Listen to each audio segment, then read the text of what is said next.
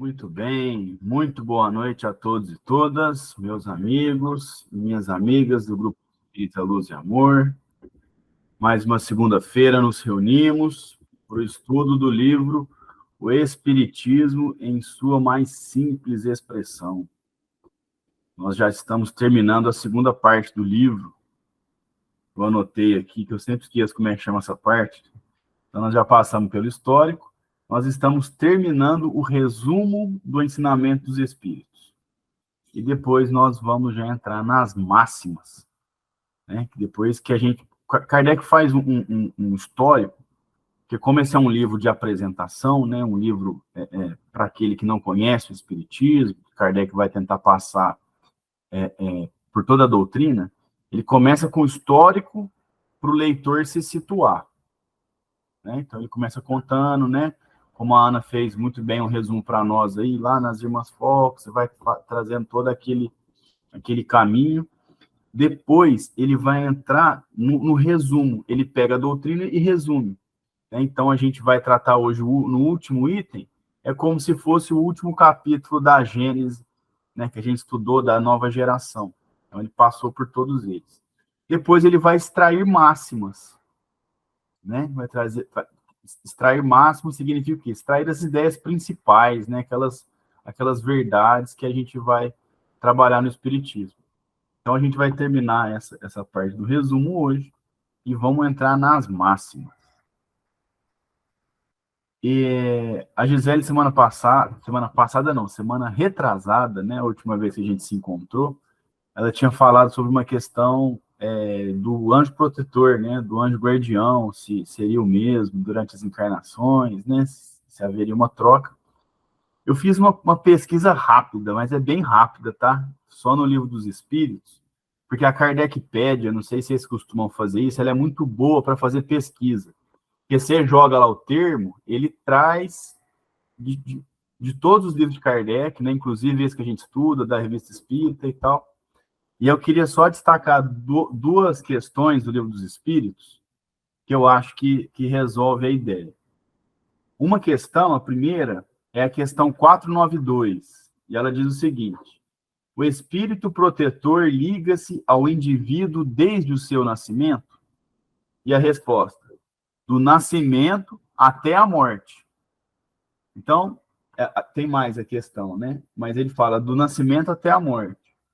E muitas vezes o acompanha na vida espiritual depois da morte, e mesmo através de muitas existências corpóreas. Ou seja, em regra, é só durante um período mesmo, só durante uma encarnação. Aí fala, e muitas vezes, né, pode ser que isso aconteça, dele continuar acompanhando na vida espiritual, e em algumas oportunidades também, ele acompanha em mais de uma vida. Mas, em regra, pelo menos da interpretação gramatical que eu fiz aqui, é realmente uma encarnação. E depois, na questão 494, também do Livro dos Espíritos, ele pergunta: o espírito protetor fica fatalmente preso à criatura confiada à sua guarda? E ele responde: frequentemente sucede que alguns espíritos deixam suas posições de protetores para desempenhar diversas missões, mas esse caso, outros o substituem. Então, também acontece do espírito protetor, no meio da jornada, precisar cumprir uma missão, né? E aí há uma substituição também. Então, me parece que a gente estava mesmo no caminho, né? Fica à vontade, Ana. E ele é sempre um grau superior a nós. Só que ele pode evoluir e nós ficarmos marcando passo. Certo? Aí ele vai, e outro, que é um grau na ordem superior a nós, vamos dizer assim, o substitui. Porque a evolução é um processo constante, mas às vezes nós ficamos um pouquinho retardatários, né? E eles vão adiante, seguem à frente. Bem lembrado, porque a evolução é individual, né? Então, o espírito protetor não vai ficar preso a nós, né? Ele vai seguir. Verinha, fica à vontade. Então, e eu acredito que eles trabalham em equipe. Quando um está ocupado, vai o outro, mas já sabe das necessidades do seu protegido e tudo mais. Eu acredito que seja assim. Isso é nessa questão aí na 494, ele inclusive diz, né, que quando é preciso seguir uma missão, um outro espírito pode continuar, né? Mas fato é que a gente nunca está desamparado, né? Se o nosso anjo precisa cumprir uma missão, vai ter outro à disposição ali. Lia, fica à vontade.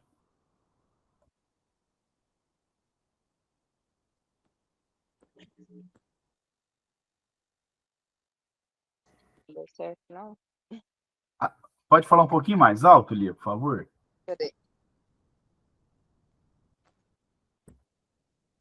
Boa noite.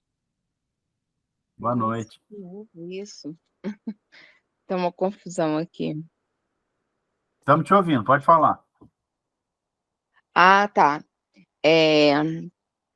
Eu já ouvi falar numa palestra em que o espírito, que o anjo da guarda, tem mais de um protetor.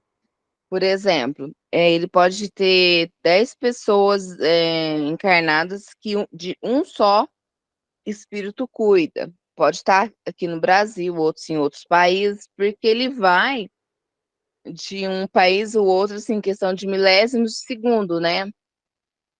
E aí eu chamo meu anjo da guarda todo dia, porque eu falei assim, bom, se tem uns 10 sem mais competindo para chamar ele, eu chamo ele todo dia para ele ficar perto de mim, porque me parece que ele que eu deu a entender no dia que eu vi a palestra, aí eu passei a fazer esse ato de todo dia eu converso com o meu anjo da guarda, sabe? Então, eu sou assim, acordo de manhã orando e durmo orando.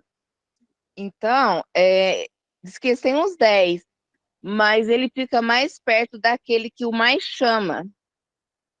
Você sabe me dizer alguma coisa a respeito? Eu vi isso numa palestra, não sei te falar certinho exatamente de quem, aonde, mas eu ouvi falar isso, que ele tem mais de uma, e às vezes, quando aí, no caso, já se acontecer de algum desencarnar, ele continua tanto cuidando dele do lado de lá, quanto dos outros do lado de cá, mas ele vai principalmente perto daqueles que ele chama mais, que o chama, no caso, né?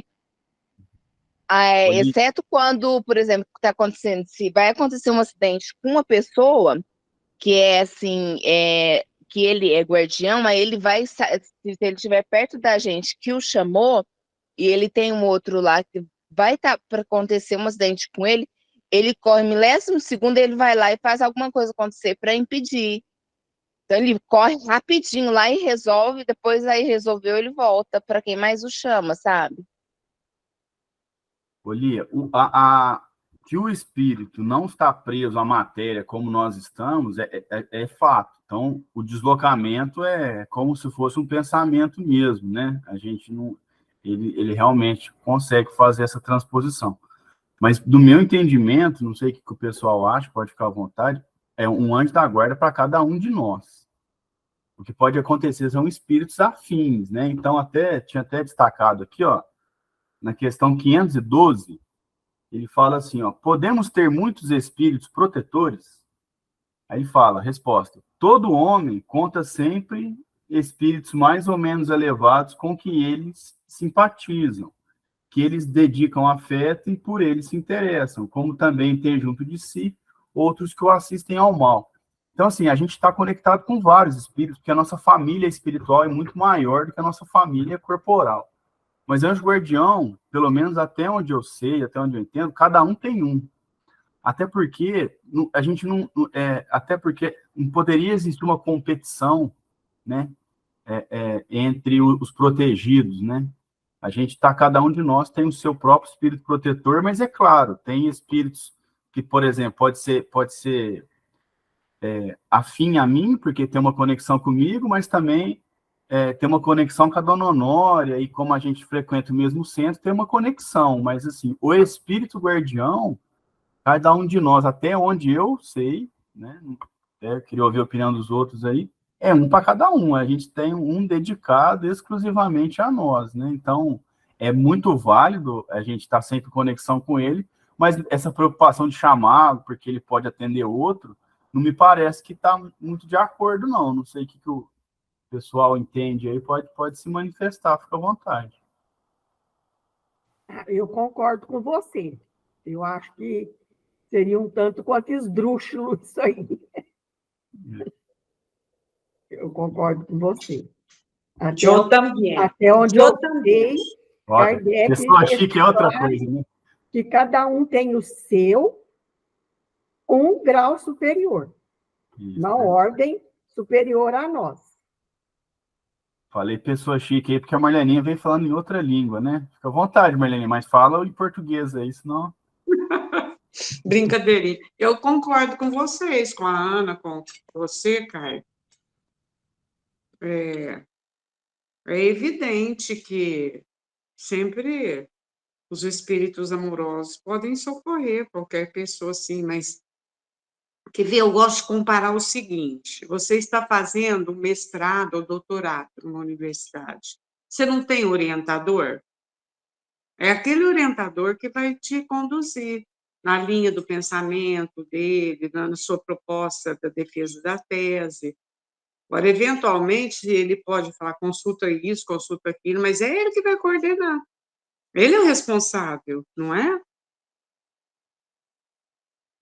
Eu também acho sim. Mas também podemos pesquisar, né? Pesquisa nunca é demais, igual eu falei, né? Seja para confirmar ou para confrontar o que a gente pensa. Se quiserem também fazer uma pesquisa aí na Kardecpedia, acho que vale muito a pesquisa aí. Que ele fica só em Kardec, Kardecpedia não traz outras fontes, então com certeza é uma fonte segura para a gente procurar essas informações aí. E a tradução da Kardecpedia, que era a Ana Maria, a Marleninha conheceu ela, foi nossa professora, nossa mestra, ela optava pelo Guion Ribeiro. E a Kardecpedia é a tradução do Guion Ribeiro. Obrigado, Ana. Essa questão da tradução é importante mesmo, porque dá diferença, viu? Eu participo de um estudo aí do Livro dos Espíritos, minha tradução é diferente, a gente vê que às vezes, assim, o conteúdo, é claro, é o mesmo, né? Mas na hora de interpretar... Ela falava que ele era o que mais, assim, se aproximava, né, do original do francês. francês. E ela era professora de francês. Então, ela adotava as traduções do Guion Ribeiro. Aí eu procurei saber na Kardecpedia qual era o tradutor, é o Guion Ribeiro.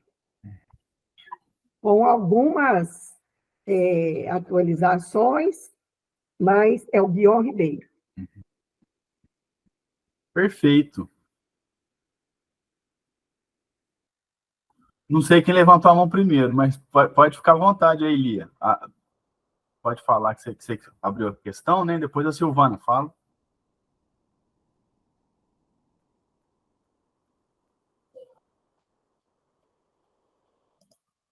Quer falar alguma coisa, Lia? Pode abrir o seu microfone aí.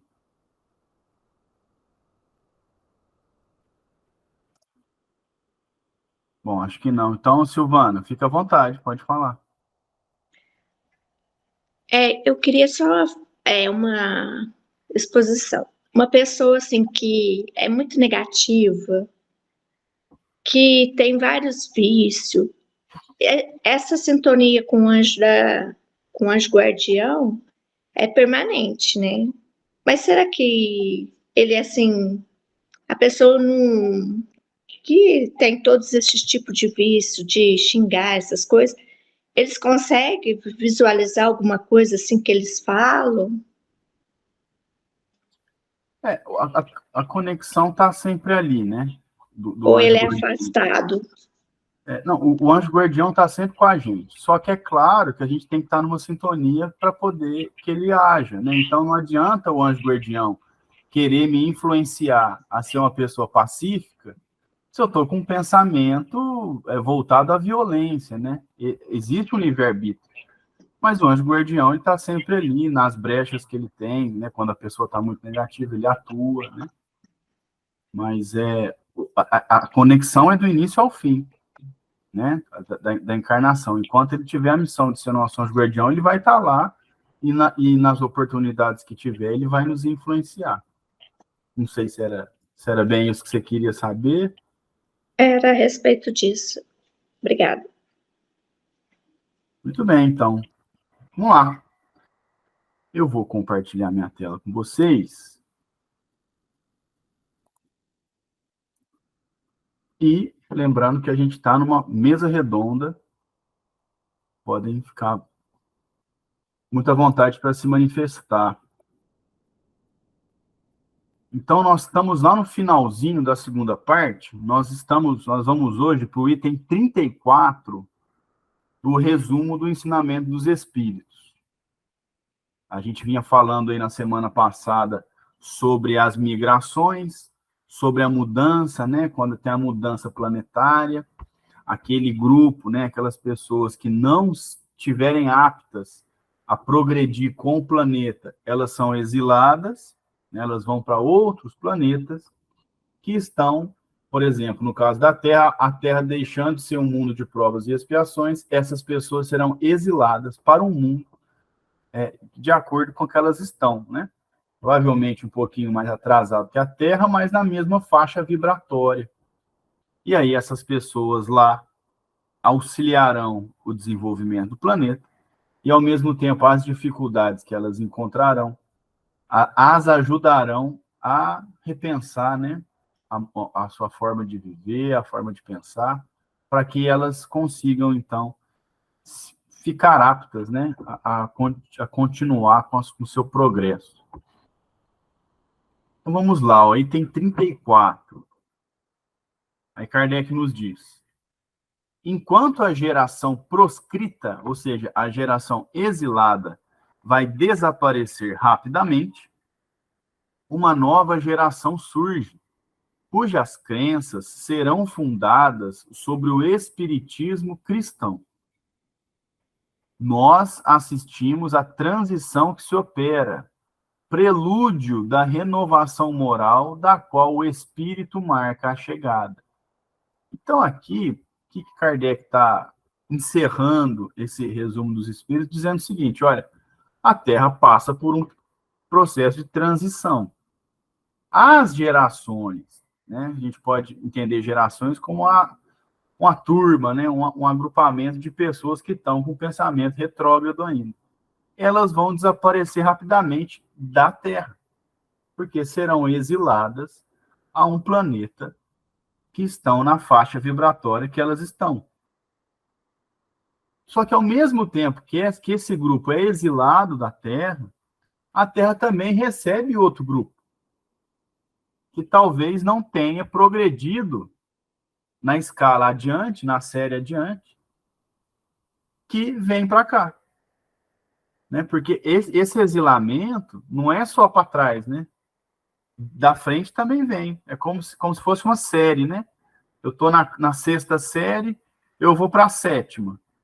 Na transição da sexta para a sétima, alguns vão repetir a sexta série, e alguns que o ano passado estavam na sétima, tomaram bomba, né, no português aí, informal, ou seja, repetiram de ano, vão estar lá de novo. Então, ao mesmo tempo que a Terra vai exilar uma turma, outra turma também vai chegar, né, que é a geração nova, juntamente com aqueles que estão evoluindo.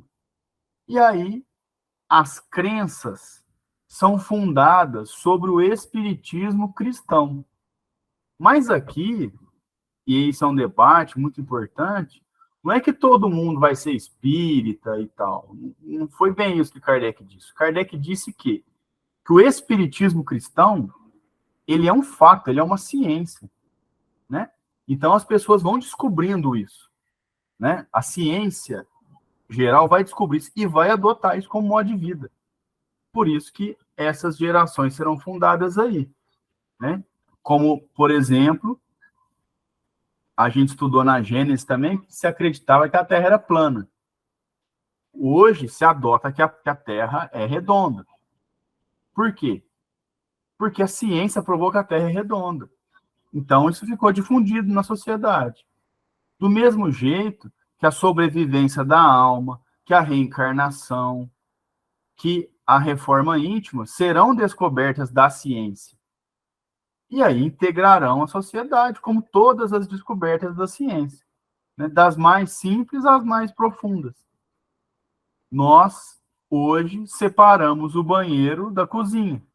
Houve época que não se sabia que tinha infecção, que tinha doença, a gente não tinha essa noção de higiene. A partir do momento que a gente passa a ter noção de higiene, a gente incorpora no dia a dia. Então, a partir do momento que a ciência alcançar as verdades que o Espiritismo traz para nós, ela vai ser adotada pela sociedade. Então, Kardec depois diz, nós assistimos à transição que se opera. E quando a gente estudou a Gênesis também, Kardec disse que na época dele, 1860, mais ou menos, 1850, já se iniciava uma transição. Então vejam que a transição, para o nosso olhar pequenininho de uma encarnação, é demorada mesmo. Então, Kardec já assistia à transição desde aquela época, que é um prelúdio, ou seja, é uma previsão de uma renovação moral, da qual o Espiritismo marca a chegada. Por que o Espiritismo marca a chegada da renovação moral? Ora, o Espiritismo, através das comunicações, traz a informação daqueles que se foram dessa encarnação. E o que eles dizem para nós? Uns dizem, passei a vida inteira juntando dinheiro e comprando terra e estou sofrendo. Outro diz, matei e estou sofrendo. Outro diz, perdoei meu irmão, dividi o que eu tinha e estou ótimo. Então, o Espiritismo, através da comunicação com os espíritos, através dessas noções que vêm a partir dessa comunicação, traz a renovação moral, porque a gente passa a entender como funciona. Então, nós aprendemos a melhor aplicar o nosso tempo, a trabalhar o perdão. A gente aprende, por exemplo, que não é porque você é dessa ou daquela religião que você vai ficar bem ou vai ficar mal. Depende do que você faz com a sua vida, do que você faz com a sua missão. Então, o Espiritismo marca a chegada dessa renovação moral, já que ele traz essas informações que serão fundamentais para que a sociedade melhore moralmente, né? Mude moralmente e consiga alcançar um patamar mais elevado na questão moral, né? Porque a questão tecnológica, a gente até que está indo bem, né? Então, a ciência está indo bem, mas a questão moral é que realmente vai fazer esse grande marco, né? Essa grande mudança na transição do planeta.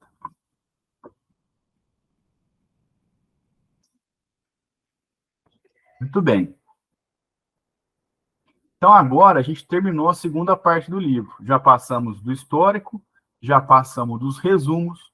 Agora a gente vai entrar nas máximas extraídas do Espiritismo. Então, Kardec vai pegar um bloco de questões e vai tirar uma máxima. Qual que é a verdade que você tira daquilo? E aí ele vai trabalhar em cima disso. Então, item 35. A primeira máxima. O objetivo essencial do Espiritismo é o melhoramento dos homens. Não se deve procurar nele, senão o que pode ajudar no progresso moral e intelectual. Então vejam que beleza. Quem está de fora do Espiritismo, como eu já estive, a gente pensa que o Espiritismo é fenômeno. Eles mexem a caneta sem pôr a mão. Descobre isso, descobre aquilo. A essência do Espiritismo é o melhoramento do ser humano. Ponto. Por quê? De tudo isso, de qualquer fenômeno que a gente trabalhe, seja uma materialização, seja desdobramento, comunicação escrita, falada, qualquer uma dessas, o objetivo é qual? O melhoramento do homem. A gente espreme, desce assim, né? Sabe quando você espreme a laranja, tira lá o sumo? Se a gente espremesse o espiritismo, a gente tiraria isso. É melhorar o ser humano. Todas as obras de Kardec, todas as obras do espiritismo, elas são voltadas para o melhoramento do ser humano. Mesmo que ela trate de assuntos esparsos. Então, a gente tratou aqui de questões na Gênesis. A gente falou de perispírito, a gente falou de animal, de vegetação, a gente falou de planeta. Tudo isso para atingir o objetivo de melhorar o ser humano. E aí Kardec diz, não se deve... Então, lembrando que Kardec está fazendo um livro de apresentação do Espiritismo, para aquele que não conhece nada. Ele diz, não se deve procurar nele, senão o que pode ajudar no progresso moral e intelectual. Ou seja, toda vez que a gente para a nossa vida para fazer um estudo, aqui como a gente está fazendo, para ler um livro, para ir no centro, para fazer qualquer coisa relacionada ao Espiritismo, a gente tem que procurar o progresso moral e intelectual. O resto não importa. Por exemplo, procurar o Espiritismo por curiosidade. Vamos ver lá como é que é o negócio. Isso não tem utilidade nenhuma.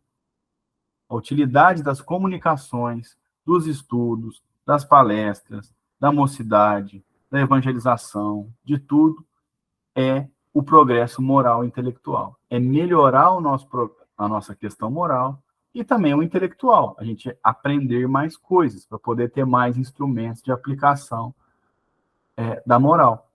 Então, essa é a essência, né? Então, se algum dia alguém falar, para que serve o Espiritismo? Para que Kardec gastou tudo isso? Por que vocês gastam esse tempo todo? Para o progresso, para o melhoramento do ser humano. Né? Então, tem até uma frase, se alguém souber de quem que é famosa, que fala assim, antes de preocupar em formar espíritas, se preocupa em formar boas pessoas. Alguém sabe de quem que é essa frase? Eu já ouvi ela mais de uma vez, mas eu não tenho certeza de quem é. Mas ela está relacionada a esse ensinamento, e é verdade. Então, antes de preocupar em formar um espírita, nós temos que nos preocupar em formar um bom ser humano, uma moral, né? Se for espírita, é muito bom, né? Mas o principal é que seja uma boa pessoa. Fica à vontade, Ana. Não seria do próprio Kardec? Porque ele fala, né? Antes de você, espírita, ir buscar prosélitos, né? Tratai de torná-los espiritualistas. Pode ser, Ana. Né? E pode ser aí que ele fale. Não sei. É que a gente acaba que lê muita coisa, né? Participa do estudo, a gente esquece, né? Eu até costumo anotar quem falou, porque eu gosto de mostrar o autor, né? Então, hoje, coincidentemente, eu estava ouvindo uma palestra do Arthur Valadares sobre mediunidade. E ele falou, não precisa ser um bom médium, você tem que ser uma boa pessoa. Porque se você for uma boa pessoa, você vai ser... Mas também, não sei, né? Tá tudo relacionado, deve ser de Kardec mesmo, né? E aí, veja, é claro que a gente tem que treinar a mediunidade, para a gente fazer uma comunicação boa. Mas se você não for uma pessoa boa, você não vai conseguir. Acredito que o Arthur deve ter falado mais ou menos por aí. A gente não consegue praticar a mediunidade de uma forma limpa, né? Especialmente no sentido do amor ao espírito que está sendo, né, o espírito comunicante e tal. Então, essa, se alguém for fazer uma tatuagem do espiritismo aí, pode fazer essa aí. O objetivo essencial é o melhoramento dos homens, né? O melhoramento dos seres humanos. Muito bem. Próxima máxima. Item 36. O verdadeiro espírita não é o que crê nas manifestações, mas aquele que aproveita o ensinamento dado pelos espíritos. De nada adianta crer se a crença não faz com que dê nenhum passo adiante na vida do progresso e não o torne melhor para o seu próximo. Então, é praticamente uma decorrência, né, é praticamente uma decorrência da máxima anterior. Por quê? Qual que é o verdadeiro espírita? É aquele que sabe citar as questões de cor, é aquele que já estudou todos os livros, é aquele que dá palestra, é aquele que vai todo dia no centro. Na verdade, o verdadeiro espírita é aquele que pratica.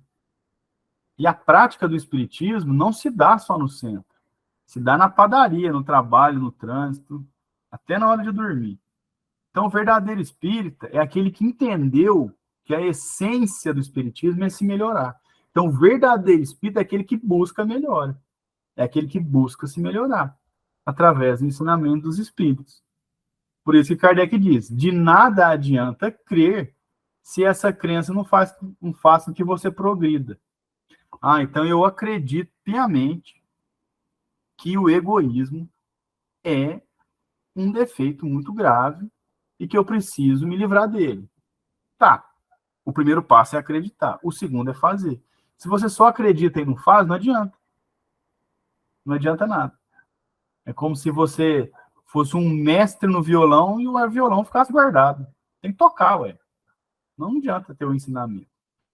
Então, é um alerta que Kardec faz para aquele que está conhecendo o Espiritismo, mas para nós, que já somos espíritas, é um puxão de orelha, né? Para a gente não se perder, né? Que às vezes a gente no dia a dia corre tanto, né? Até com as nossas questões relacionadas ao centro, e deixamos passar esse ensinamento, né?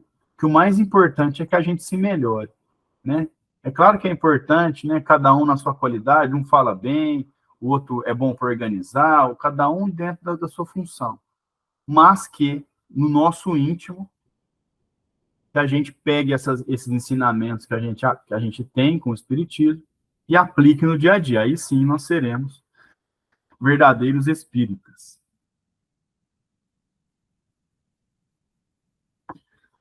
Item 37.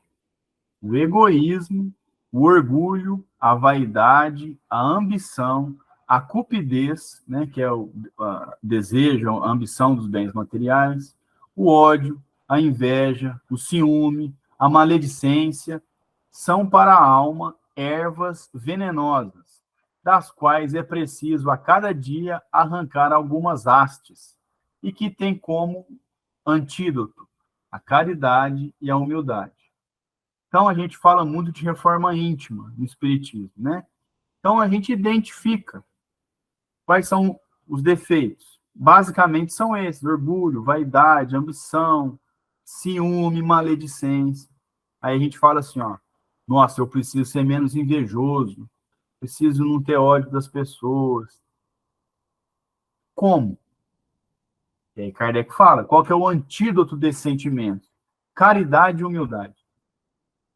Só os dois é possível você trabalhar a sua reforma íntima em relação a esses defeitos. Por quê? Porque a caridade, você divide o que você tem, e aí você combate o egoísmo. A humildade, você combate o seu orgulho, né? Você chega num lugar e fala, nossa, eu sou o mais poderoso daqui, sou mais isso, mais aquilo. Quando você busca a humildade, vê que todos ali somos espíritos, em experiências diferentes, você consegue combater. A mesma coisa em relação à vaidade, à ambição. Por que eu vou querer ter mais que o outro se eu sou igual? Né? A cupidez, né? Por que eu vou ficar juntando bens materiais? Né? Quando, na verdade, eu tenho que trabalhar a caridade, dividir com aquele que não tem, ajudar na medida do possível. Né? O ódio, a inveja, os ciúmes, a mesma coisa, né? É a caridade e a humildade é que a gente vai conseguir combater esses defeitos. É fácil? Não, é difícil demais. É preciso ser dito. Mas todos nós temos totais condições de combater esses defeitos, né? Inclusive, estamos aqui para isso, né? Estamos aqui na Terra com essa missão, né? De aos poucos, né? Como o de Kardec usou aqui, né? Falar, tirar uma haste dessa erva venenosa, né? Quando a gente vai no jardim, tira as ervas daninhas, uma a uma, todo dia a gente conseguir tirar uma, nós vamos conseguir já dar um grande passo na nossa evolução moral. Muito bem. Item 38. A crença no espiritismo só é proveitosa para aquele de quem se pode dizer: hoje está melhor do que ontem.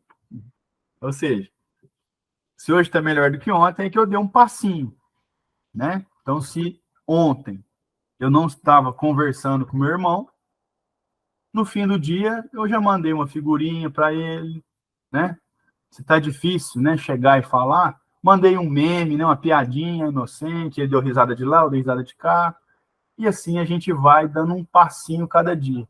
A gente está melhor hoje do que ontem, né? Se ontem eu estava ainda lembrando de fatos passados, que foi muito difícil, eu já começo a querer trabalhar um perdão. Eu falo, ó, aquele Natal em 1993, que deu uma briga, e até hoje eu não perdoei, eu vou começar hoje a perdoar. Vou lembrar daquele dia. Primeiro passo vai ser orar para cada um que estava na mesa, para que eles tenham uma boa noite hoje. Então você já vai, sabe quando o nó está apertado, a gente vai devagarzinho, já começa a desdar esse nó. Para que depois vai ficando mais fácil, aí você vai, faz mais uma oração, aí de repente, quando, né, vai passando o tempo, já dá já consegue trocar um bom dia, né? Não precisa virar a cara. E assim vai, devagarzinho. Ninguém vai virar santo do dia para a noite. Mas, melhor do que ontem, a gente tem que acordar. Melhor do que ontem, né? Pode acordar um pouquinho mais triste, porque a vida deu uma virada, tá tudo bem, não tem problema. Mas a nossa moral é um pouquinho melhor, né? Então, a crença no espiritismo vai ser proveitosa quando colocarmos em prática. Item 39. A importância que o homem atribui aos bens temporais. Olha que interessante isso. A importância que o homem atribui aos bens temporais está na razão inversa de sua fé na vida espiritual. É a dúvida sobre o futuro que o leva a procurar suas alegrias neste mundo, satisfazendo suas paixões, ainda que às custas do próximo. Só vou ler o recadinho da Gisele aqui rapidinho. Gisele falou, né? Um dia de cada vez, passo a passo. Isso aí. Comendo mingau é pela beirada, senão queima a boca. Vamos devagarzinho e a gente dá conta do recado todo, né? Então, o que Kardec está falando nesse item 39? A importância que a pessoa dá aos bens temporais, o que é bem temporal? É isso aqui, ó. É bem material, é computador, é carro, é beleza física, né? É dinheiro no banco, é isso. A importância que a gente dá é inversamente proporcional à fé na vida espiritual. Ou seja, quanto mais a gente dá valor na roupa, no carro, no dinheiro, menos a gente tem fé na vida espiritual. Ah, mas por quê? Ô, meu querido, se você entender o tamanho que é a vida espiritual, o bem que você tem hoje não é nada. Aliás, ele é só uma coisa, instrumento para o seu trabalho de progressão moral. Só isso. Então, quanto mais a gente acredita e entende a vida espiritual, menos a gente dá valor nas alegrias mundanas. Porque as alegrias mundanas são alegrias efêmeras, elas, evaporam, né? Se você tem dúvida sobre isso, se você tá novo, né? Tá todo bonitão aí, fala com a pessoa que já tá mais velha. Fala assim, nossa... Fala comigo aqui, filho. Eu sabia que você ia falar isso. Tomar rotada. Imagina. Não passou rapidinho, Marleninha? Fala aí. A juventude? Menino do céu, mas eu continuo feliz, do mesmo jeito. Imagina, e continua bonita também, ué. Que isso. Ô, Caio, coincidentemente, hoje, a hora que eu ia saindo do centro, encontrei com a Dora. A Dora, você sabe quem é, né? Conhece, sim. Falei, "Ei, Dora, estamos nós aqui, hein?" Ela falou, ah, mais velha. Eu falei, que mais velha? Mas nós estamos felizes. Aí chegou o Luiz Tadeu, não sei se você conhece, é um jovem. Falei, Luiz Tadeu, você não acha que nós estamos novinhos, bonitinhos? Ele falou, claro, lógico que ele ia falar, né? Pronto, aí nós começamos a rir e fingimos que nós acreditamos. Agora você vem falar isso. E é isso. Eu conversei também com uma pessoa um amigo do meu avô, que foi muito rico, né? E ele falava para mim, falou, cara, eu tive muito dinheiro, acabou tudo. E dava risada, falou, cara, acaba. Agora, se passa rápido numa encarnação, o que dirá na vida espiritual? Se na vida espiritual uma encarnação é um segundo. Então, quanto mais a gente aprende sobre a vida espiritual, menos valor a gente dá a esses prazeres momentâneos, né? Então, veja que essas máximas que Kardec traz, elas são lindas, porque são as máximas do Espiritismo, né? O ensinamento suprassumo, que daria cada um desses itens um estudo de um ano, praticamente. Então, olha que legal que ele continua dizendo. A dúvida sobre o futuro leva a procurar as alegrias neste mundo. Então, é assim, ó. Até um amigo meu fala brincando comigo. Ah, eu não sei se vou estar vivo amanhã, eu vou gastar agora. Eu vou curtir agora. Eu falo, ó, esse corpo talvez não está vivo amanhã, mas você vai estar com certeza. Seu corpo talvez não, você vai. Quando a gente entende isso, você não vai perder tempo com luxúria, por exemplo. Porque você sabe que se o seu corpo padecer, daqui meia hora, daqui um dia, você continua. Olha o grau de responsabilidade que isso traz. Então eu vou, né? Muita gente fala assim: se hoje fosse o último dia da sua vida, se você soubesse, o que você faria? Ah, eu comeria até passar mal, até não aguentar mais. Ah, eu ia fazer isso, ia fazer aquilo. Olha, sinto lhe dizer, não vai ser seu último dia, tá? Pode ser do seu corpinho, mas você continua. Então pensa o que você vai fazer. Porque se você se esbaldar, seja em qual prazer que for, você vai estar vivo amanhã. E aí você vai colher o que você plantou. Então, quanto mais a gente vê, entende, estuda a vida espiritual, menos razão a gente dá, menos importância a gente dá para essas coisas que passam. É igual quando a gente compra um telefone novo. A gente fica cheio de luxo, né? Nossa, meu telefone novo. Dali uma semana já caiu 2 vezes, não tá indo na bola, mãe. Passa, porque é bem material, é rápido. Diferente da vida, diferente da nossa vida, né? Que continua. Então, se amanhã algum de nós não estiver na Terra, nós vamos estar no plano espiritual, sendo a mesma pessoa, com os mesmos sentimentos, sejam eles bons ou ruins, e com uma percepção um pouquinho maior.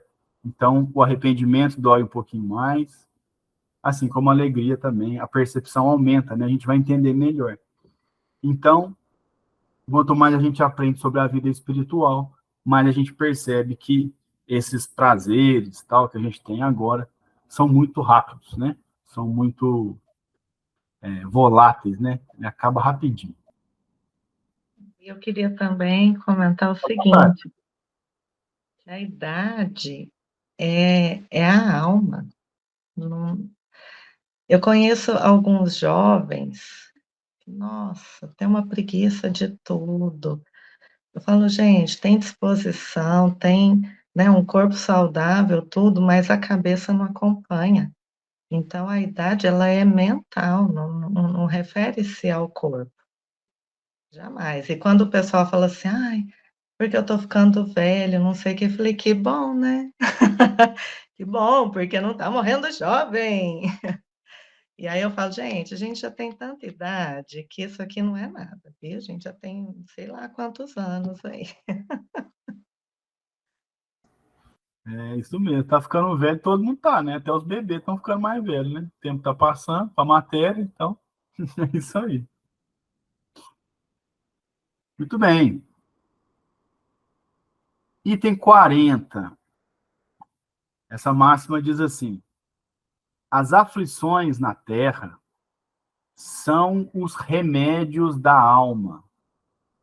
Elas salvam para o futuro, como uma operação cirúrgica dolorosa salva a vida de um doente e lhe devolve a saúde.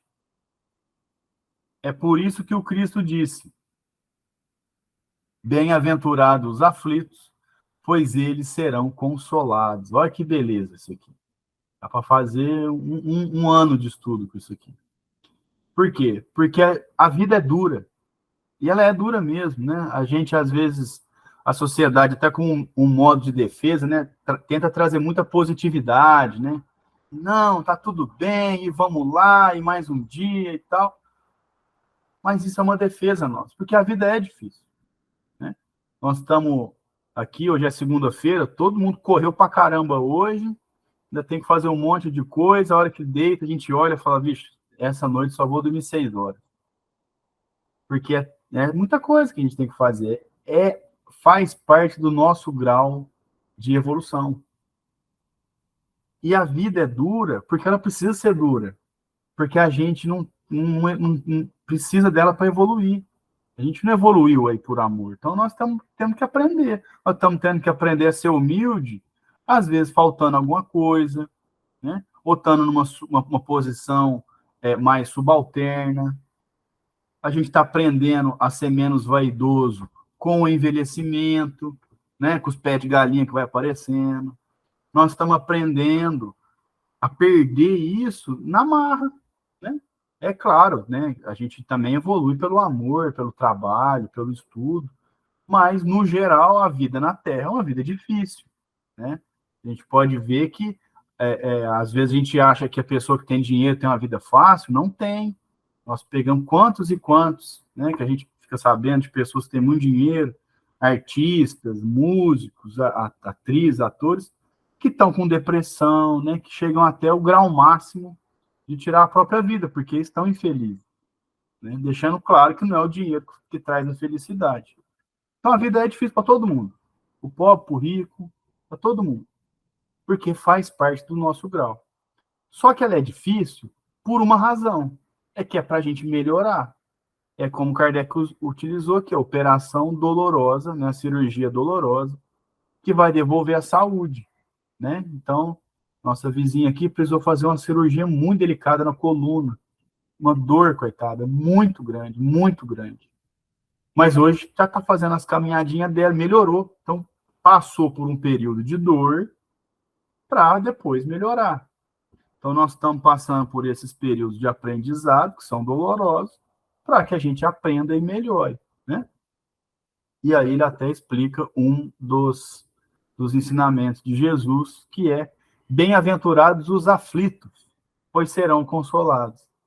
Então, aquele que tinha um defeito, né, um problema muito grande, com, por exemplo, uma pessoa que é muito, muito violenta, ela passa por uma experiência e aprende a não ser violenta. Aprendendo a não ser violenta, ela consegue cultivar amizade, reatar laços. Então, ela melhora. Então, esses sofrimentos pelos quais nós passamos são ensinamentos, né? Como a gente passa problemas e depois a gente sai desse problema e a gente fala, nossa, eu fortaleci, né? Tá aí a experiência, né? A gente passa, né? Começa num trabalho difícil pra caramba, é uma bronca do chefe, não sabe fazer as coisas, vai sofrendo. De repente, você está dominando tudo. Você precisou passar por aquele aprendizado para depois dominar e ficar melhor. E a vida é assim, né? Por isso que são bem-aventurados os aflitos, porque eles estão lapidando a moral, né? Eles estão aprendendo com essas experiências. Ô, Caio, Fica à vontade, Ana. você está falando aí que a vida é dura? Cuidado, hein? Tem um ditado popular que fala que ela é dura para quem é mole. Mas nós somos tudo mole, Ana. Se a gente não fosse mole, a gente nem estava aqui. Tava num lugar melhor, né? Eu achei que você ia falar que rapadura é doce, mas não é mole, não. É, que é outro dito popular também, né? Que fala da dureza da vida. É isso aí. Bom, acho que dá tempo de fazer o 41. Se ficar alguma coisa para trás, a gente volta nele, não tem problema. Então, a máxima é item 41. Em vossas aflições, olhai abaixo de vós, e não acima. Pensai naqueles que sofrem ainda mais que vós. Esse é um ensinamento muito, muito importante, né? Porque se a gente está num carro ruim, a gente olha e fala, nossa, mas aquele outro ali, ó, tem ar-condicionado, 4 portas, e a gente esquece daquele que não tem o carro. Aí a gente cresce, né, consegue um dinheiro e compra o carro 4 portas com ar-condicionado. A gente olha e fala, nossa, mas aquele outro carro lá, ele tem um botão. Isso gera ansiedade, isso gera depressão, isso gera muitas vezes um sentimento negativo de inveja.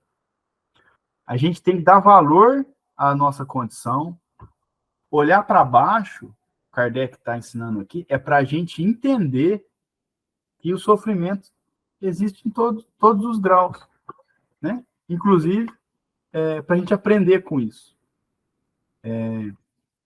Eu gosto muito do Bob Marley. Fica à vontade, dona Nora. Às vezes a gente está pensando que está sofrendo muito, você topa com outra pessoa que é muito pior, né? Assim, você vai nos lugares, assim, por exemplo, no posto, no hospital, você vê gente mancando, gente de muleta, né? De cadeira de roda. A gente agradece da que a gente tem, né? Que a gente acha que está ruim, está muito velha, está não sei o quê, mas, gente, graças a Deus. Eu dou graças a Deus, porque, olha, as minhas amigas estão muito pior do que eu, que é mais nova do que eu. É isso mesmo, dona Nora. A gente tem que Não, a ver. dona Honora é um exemplo aqui para nós, viu? Eu falo com franqueza. Ela estuda, ela está em todos os grupos e ela participa, está ótima. Né, dona Nora? Graças a Deus, né? Graças a Deus. É isso aí. Espero chegar na sua idade com essa disposição, viu, dona Nora? Querendo aprender e tal. Porque é isso mesmo. A gente tem que dar valor no nosso. E às vezes a gente se perde. E a gente vê que as situações mais difíceis, a gente acaba dando valor, né? A gente aprende com isso. E tem um outro ponto que eu queria falar, rapidinho, que eu gosto muito do Bob Marley, das letras dele. Tem uma letra de música dele que fala assim, ó, nesse presente bom, né? Nesse presente bom, não se esqueça do seu passado. Porque às vezes a gente também olha e fala, nossa, mas eu queria... Mas olha para trás, você já conquistou bastante coisa. É importante a gente fazer esse exercício também, de falar, olha, hoje eu estou aqui, né?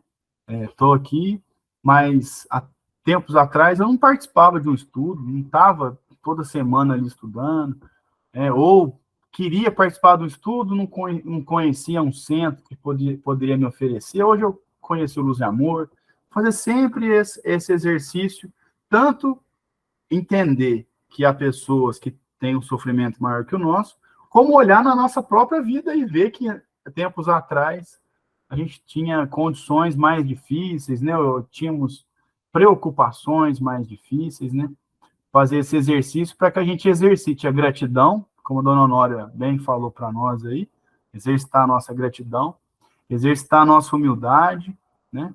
Trabalhar essas questões aí, essas virtudes que a gente tem que massageá-las em nós para a gente conseguir melhorar, né? Conseguir ver, olha, veja, fazer um exercício rápido. Esse estudo começa com todo mundo trancado dentro de casa. Hoje nós estamos saindo, né?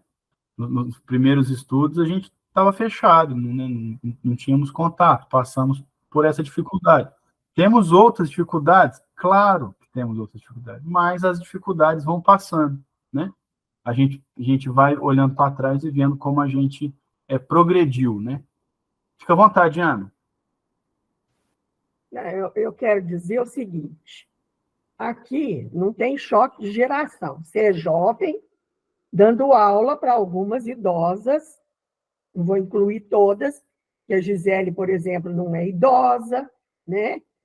A Maria, eu não sei, mas também não é tão novinha. A Silvana é jovem. Silvana, eu não sei.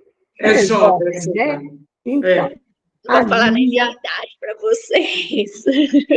a Lia deve ser jovem também, né? Então, é isso aí, ó. E você é nosso mestre aí, nosso professor. E nós aceitamos, né? Humildemente, sem choque de geração, numa troca gostosa, harmoniosa, né? E é muito bom isso, muito bom. Isso mesmo, Ana, é tão bonito, né? E gostoso, faz bem para a gente, para os mais velhos. Eu acredito que deva fazer para eles também, né? Não, o mestre aqui é Kardec, eu sou só o que interpreta aqui e falo. E para a gente, para mim também é maravilhoso, tanto é que eu não largo o osso, né? Acabou o livro, eu podia falar, ó, Tony, obrigado, né? Eu falei, não, qual que é o próximo? Silvana, quer falar alguma coisa? Fica à vontade. Não. É que eu não estou conseguindo mexer nas minhas coisas aqui. Então deixa É aberto. fechar, porque não está Não, aparecendo o microfone. pode deixar aberto. Vou pedir para você Muito fazer a obrigada prece pelo daqui a show. pouquinho, viu? Mas você é da área jovem, sim, viu, Silvana? Eu falo com segurança. Tá bom, obrigada. É jovem sim, ué. Então é isso aí. Nós encerramos, então, o item 41, a máxima 41. Semana que vem a gente vai estudar 42, que continua mais ou menos nessa linha, né? Falar dessa questão da vida espiritual e tal.